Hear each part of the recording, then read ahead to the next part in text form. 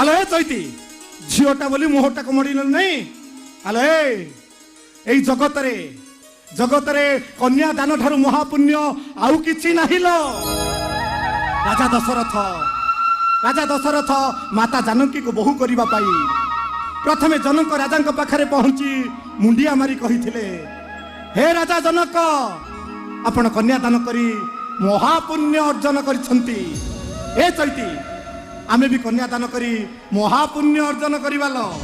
आउ एई झियोटा आमे मरी गला बेले आम मुंड पाखरे बसी 2 अध्याय भागवत बोली दब, आम मुहरे तुलसी पानी टपाई दब, आउ जीव गला बेले कहब हा कृष्ण बोली जाऊ जीव हे माधवा